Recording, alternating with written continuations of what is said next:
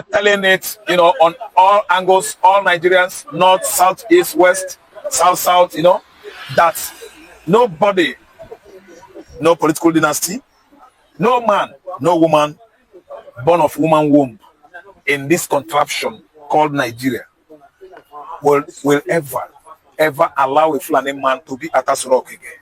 You know why? There is fear, an untold fear.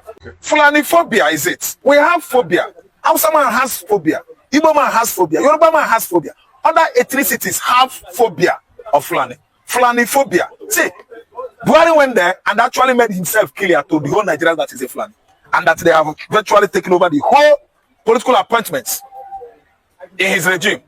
That they are Fulani. They are number one citizen here. That they are in charge. That's why he invited this idea of colonization, Fulani colonization, called Ruga. Rugalizing of Nigeria was on a serious quest in the past. The quest to rugalize Nigeria, Muhammad Buhari was at the helm of that. The Fulani went on rampage under Buhari's era, but yet the people resisted it. We thank God the people resisted it. Even people feel a president is attacking his people because he wants to give space for some people who are terrorists to take over land. A president is attacking the people he's governing to give space for terrorists to take over lands. If not for history, like Erufai said, those that forget history is bound to repeat it. So we can never repeat the history of this Fulani tactic of coming into people's spaces and taking over their land with force and using politics and using religion. They don't cast for south and southeast. We know that these Fulanis are all over the forests in southern part of Nigeria. We in our place, Isukwato, we identify where they are. We look at their population. We control their migration in Isukwato. I don't know about any other place. Because we understand history, we know history. If you know about Isukwato, they call Isukwato the land of generals, the land of brave people. Go and Google the name, Isukwato, 3 big head. The land of generals. We don't tolerate insecurity. We don't tolerate rubbish. We understand the plans of this Fulani, because that has been a tactic over 100 years. 1945 to now is how many years, my brother? Before independence, they gave them the old local religion, accommodated them because of the brought religion. Hey, religion, I bring peace to you, my brother. Inshallah, Bachelor, I bring peace to you. Islam, Muhammad, they bring it piety, like better people. They have something in them. They have a plan that they want to execute when you are asleep.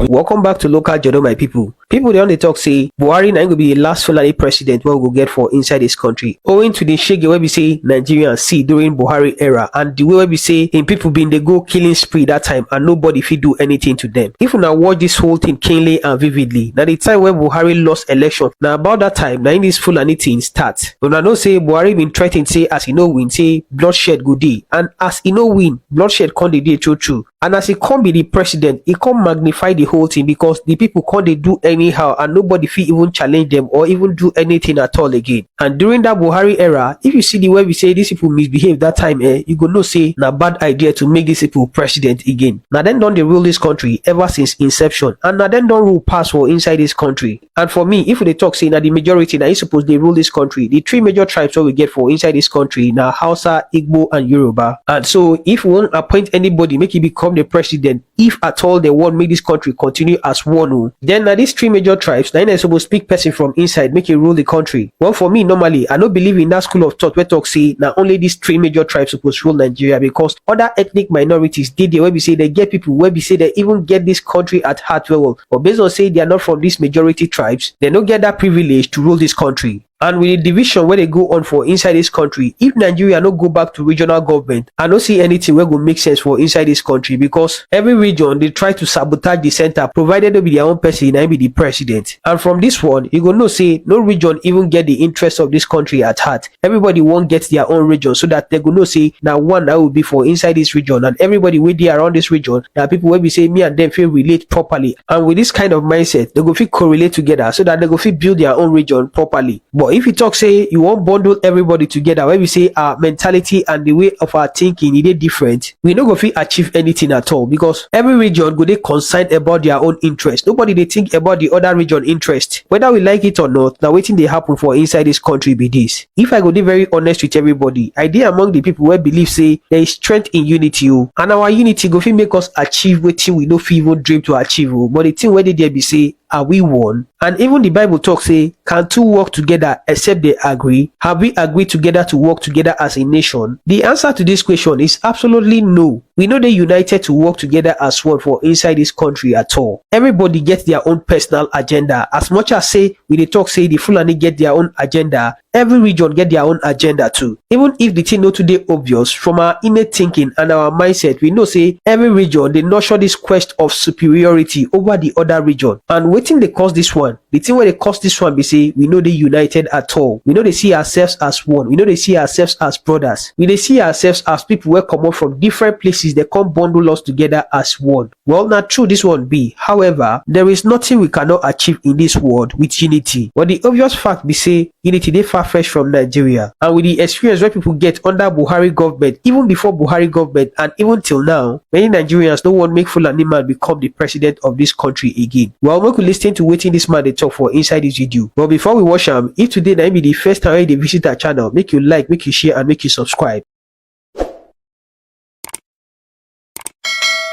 Currently, we understand that the Fulanis are fighting from all angles to do a stage back to Aso Rock.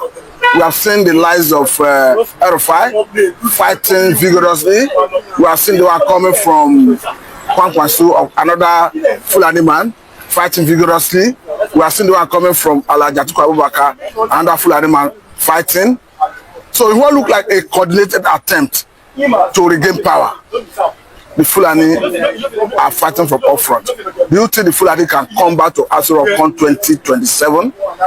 Yeah. I can see it, telling it, on all angles, all Nigerians, north, south, east, west, south, that nobody, no political dynasty, no man, no woman, born of woman womb, in this contraption called Nigeria will ever allow a Fulani man to be at Aso Rock again. You know why? There is fear, an untold fear. Yes. But let me tell you something. See, okay. Fulani phobia is it. We have phobia. Hausa man has phobia. Igbo man has phobia. Yoruba man has phobia. Other ethnicities have phobia of Fulani. Fulani phobia. See, Buhari went there and actually made himself clear to the whole Nigerians that is a Fulani, and that they have virtually taken over the whole political appointments in his regime. That they are Fulani, they are #1 citizen here, that they are in charge. That's why he invited this idea of colonization, Fulani colonization, called Ruga. Rugalizing of Nigeria was on a serious quest in the past. The quest to rugalize Nigeria, Muhammad Buhari was at the head of that. Because he was the head of state, head of the government there. And they worked day and night, tooth and nail, round the clock, to make sure that Nigerians embrace rugalization. A situation whereby Fulani will be everywhere in Nigeria. And you know what will happen in the next 100 years? They will breed like pig. They litter children like pig. They will breed like chicken. They litter children stay like pig, watong in the bush. I wanted to bring this. And had even Nigerians bought into rugalization process or idea, let me tell you, by the time a century or more, the whole tribe in Nigeria will be annihilated. Fulani will take over everywhere. So I like and thank God for the kind of spirit he has given us. That's why we detest it, we renounce legalization, we denounce it, and we will never ever accept Fulanization or legalization in Nigeria. Because the Fulanis, they are invaders, they are strangers that migrated from far away Futajelo Highland, Senegambia, into this country, and they are oppressing every tribe in this country. That's why you see what is going on today. Binta Yako bullied Nnamdi Kanu. Federal government used Binta. After bullying Binta, Binta continued from where federal government stopped bullying Nnamdi Kanu. And then Nnamdi Kanu is at the receiving end. Kanu would have been set free. Okay, now let me bring this angle, because currently even Tinubu himself is awakening the consciousness of the Middle Belt. And Middle Belt themselves are already seeing themselves as the major power block in the north. He gave them university the other day. He gave them university, and he gave them the secretary to federal government. Yeah, that's good. Of course, currently they are saying George Akume. Yes, they are saying count us out of north. And people are saying on 2027 that the Middle Belt, the southeast, southwest, and some other places like Plateau, they'll be against the Fulanis. We put forces together against Fulani. Yes. How do you see it? Yeah, it's a good coalition. It's a nice, astounding one. Astounding, one. Big surprise that we are going to, spring up this time around against the Fulani, hegemony. We suffered, excruciating suffering, under the tutelage of the Fulani people in this country. So the Mid-Belt, the awakening up core of the Mid-Belt, and they have embraced it since the official position, given to them by the current administration is highly, overwhelmingly welcome by the people of that region and by us in the southeast, southwest, and so on and so forth.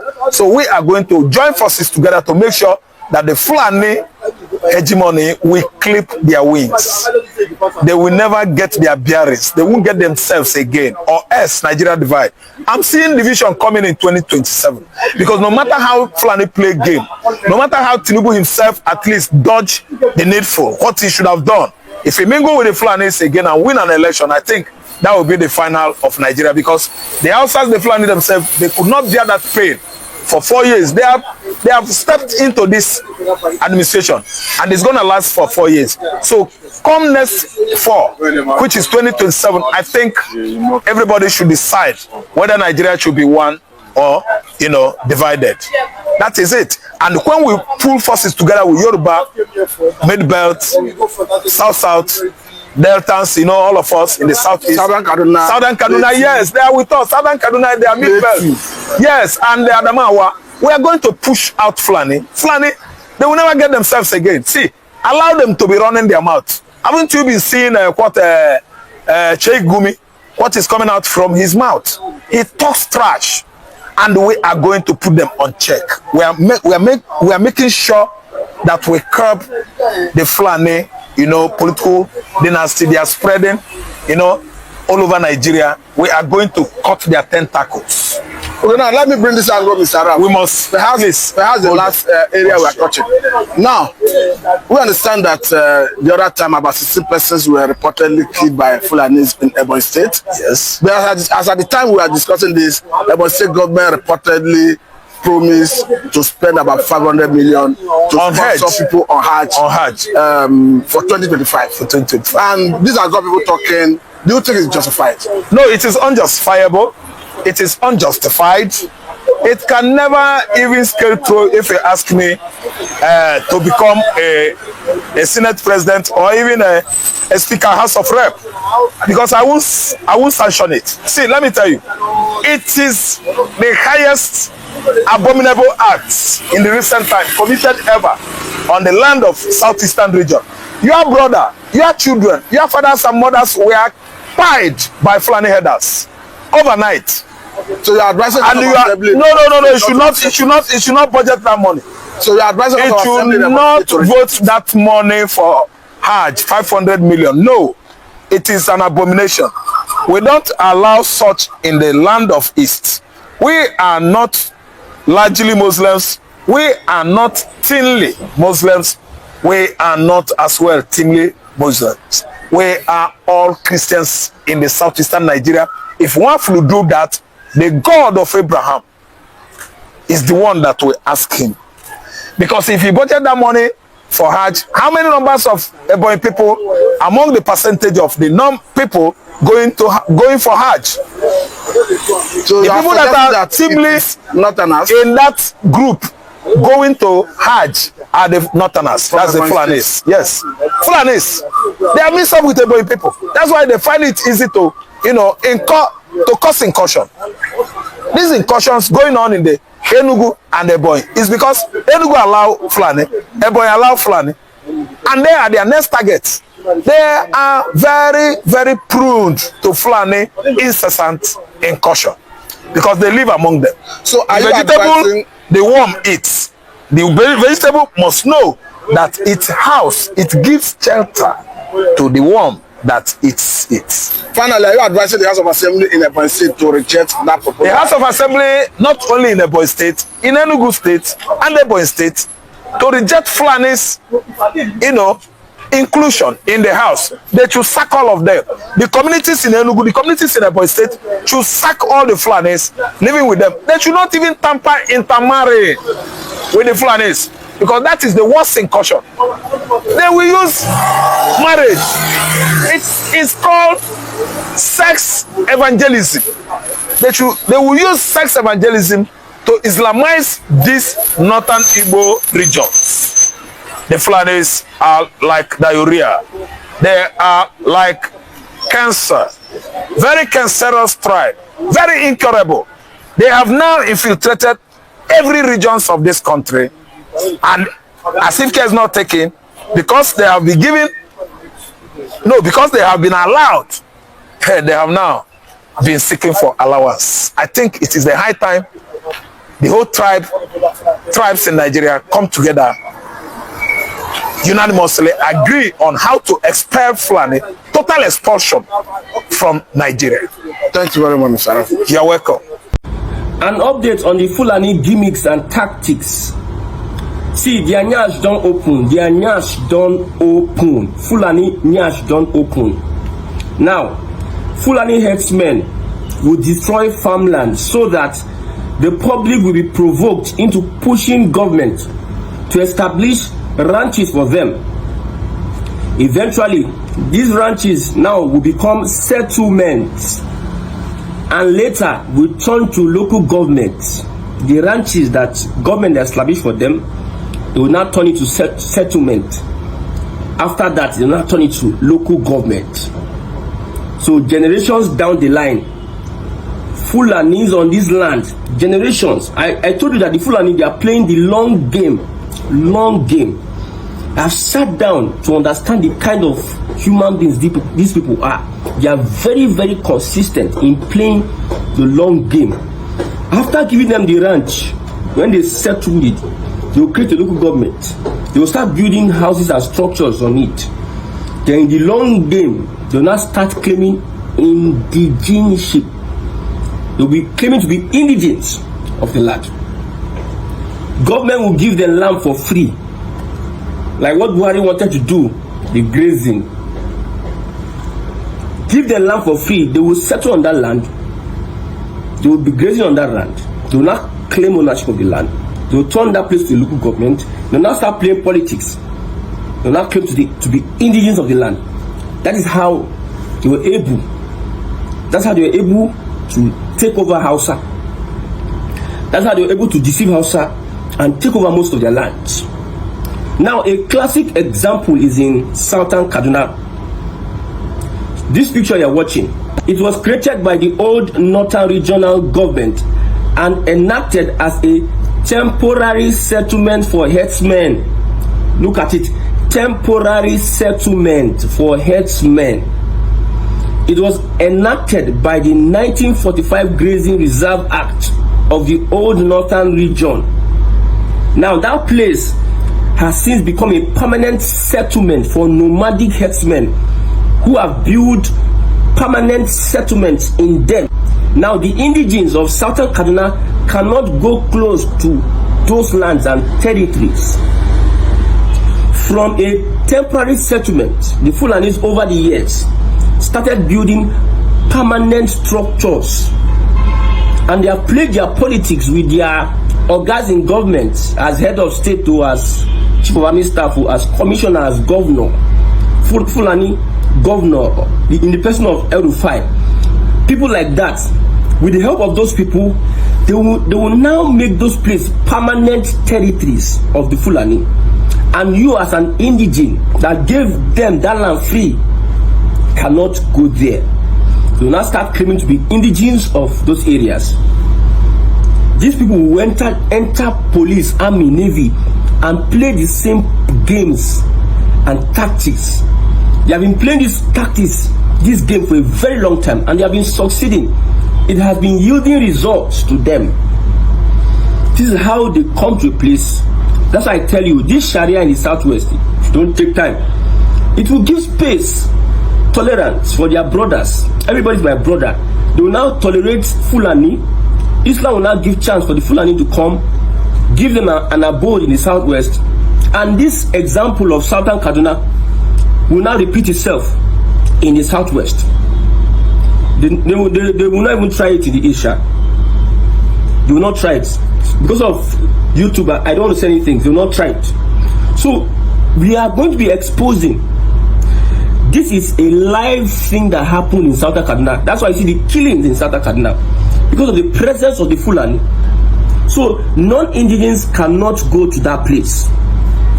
That place is 33,000 hectares of land, which is even bigger than the capital, Abuja capital of Abuja.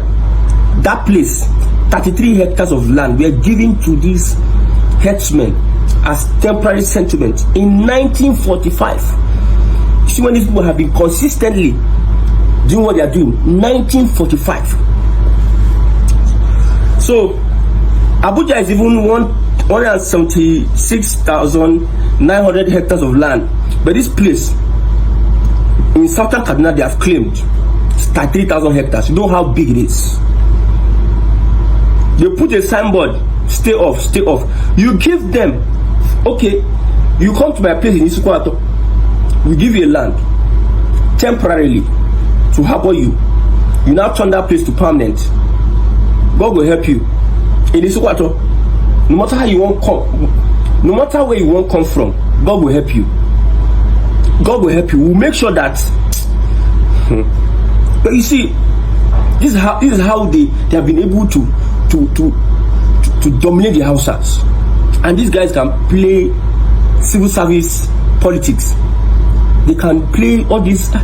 When you talk about manipulation, number one manipulators and hypocrites in Nigeria, they are the Fulani.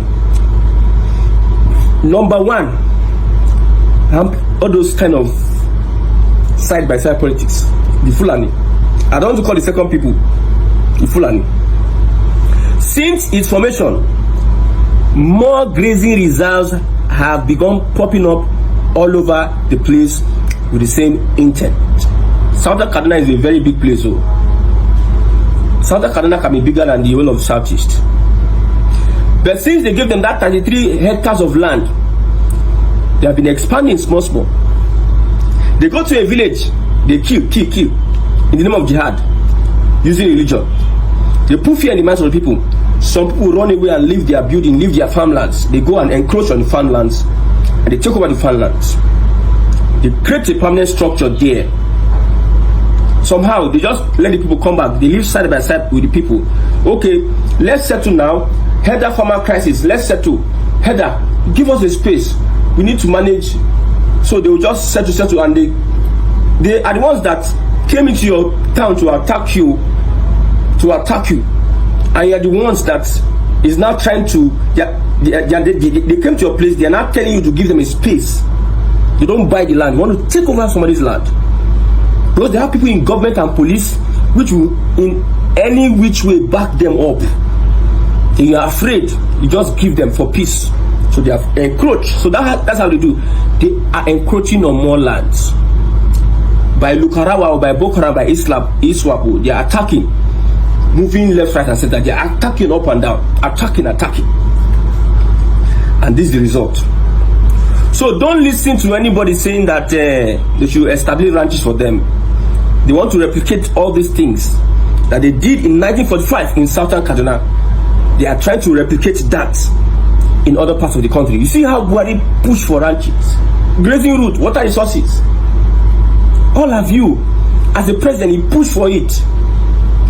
These people went into farms, attacked, kidnapped, and they were killing people. The Fulani went on rampage under Buhari's era. But yet the people resisted it. We thank God the people resisted it.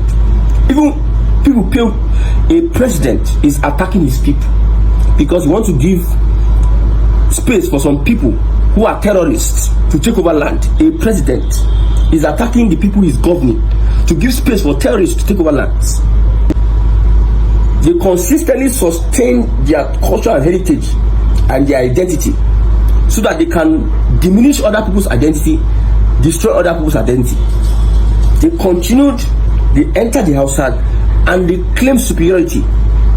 Violent people, tenacious people, they don't care. They can go to any length, even it is death. Hausa people are very calm people. These Fulani understood the Hausa people and knew how they could be able to contain them. Till today, even if they open the Hausa people eye, nothing will Hausa people do. The Hausa people I'm seeing now, they know that they have already captured and caged them. They don't enter them using government, using religion.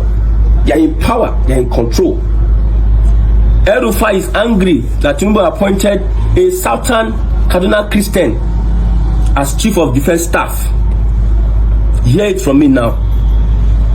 El-Rufai is angry that they appointed a Southern person as Chief of Defense Staff and a Christian. He's angry.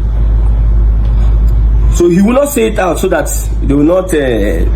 We know he is a jihadist now. He's a Islamic fundamentalist. All of them are loyal to Uthman Danfodo. And what is their one aim? Is to propagate the Fulani as the kingmakers in Nigeria. I did a broadcast now when he posted something. He said, whether you like it or not, the North, they are the kingmakers.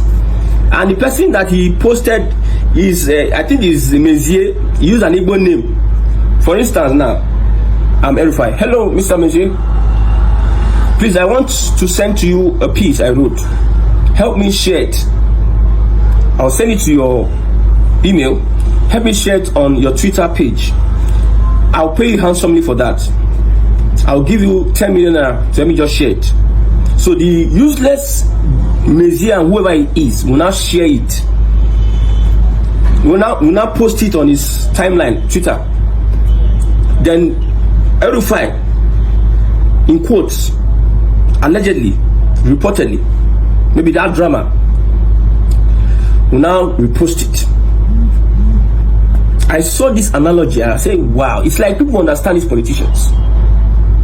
These people, they are religious fanatics and they are fostering the agenda of Uthman Danfodio to Islamize Nigeria. And they are 1945 till now. They ask you a question now. How many years? 1945 to now. 78 years that this has been happening. So now they not born you well. If you get to head, you are an indigenous of Southern Kaduna, you trespass there. They don't born you well. And it is in that enclave that they plan all their terrorist activities. In that enclave, they accommodate all sorts of rubbish. In that enclave, you might see terrorists, you might see cells, bomber cells of Boko Haram and also. That is their enclave. They use it to bring their Fulani brothers and swell their population. That is the tactic they use. They go to a place, they beg you, they be nice to you, they do as if blah blah blah. They are going their own. They go to a part of land, they stay there, blah blah blah, and they appease you. You saw pity for them. Just take this temporarily, blah. Before you know, they invite people. They start swelling up their numbers. They start challenging you that give them that land temporarily. How many people were killed under El-Rufai in Southern Kaduna? This guy intentionally made sure that some development did not get to Southern Kaduna. That's the politics the Fulani have been playing in Nigeria against the Igbo people. They make sure they want to weaken the Igbo people by this whole southern region. They created states, they divided South and whatsoever to weaken the Igbo people, never to stand up against Nigeria as a country. They intentionally will not take some development to the southeast. The same way they have been doing the Hausa people. I've told you the reasons why Nnamdi Kanu is there. If you take Fulani people out of the equation, Nnamdi Kanu will be out. But since the Fulani are involved, they are the ones that made Tinubu to become president, in quote, as reported by some people. Tinubu will never release Nnamdi Kanu. The only thing will make Tinubu release Nnamdi Kanu, if they don't allow him run his government for 8 years, then he will use that Nnamdi Kanu against them. And I trust him, he doesn't care. You understand the agreement, he will reach the agreement, but he doesn't care if you go against the agreement, and because he's appointing Yoruba up and down and you're angry with him and you want to do anyhow, he will not, okay, he release. That's the only reason why Tinubu will release Nnamdi Kanu. And I pray God does that.